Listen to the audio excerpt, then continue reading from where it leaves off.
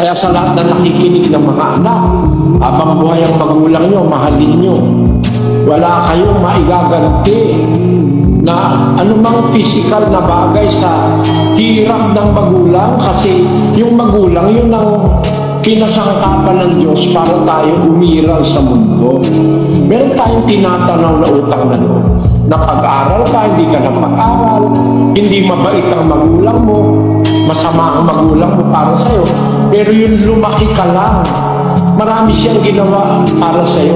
Pinaglihi ka, siyang nabuwang pandaladala, nung ipanganak ka, nabingit sa buhay niya sa kamatayan, tapos pinadedi ka, napuyat siya pagtulog ka. Kasi kung di ka niya ginawa ng ganon, patay ka eh. Kaya sa lahat na nakikinig ng mga anak, habang buhay ang magulang nyo, mahalin nyo. Wala kayong maigaganti na anumang physical na bagay sa hirap ng magulang, kasi yung magulang yun ang kinasangkapan ng Diyos para tayo umiral sa mundo. Meron tayong tinatanaw na utang na loob. Na pag-aral ka, hindi ka na pag-aral, hindi mabait ang magulang mo, masama ang magulang mo para sa'yo, pero yun lumaki ka lang.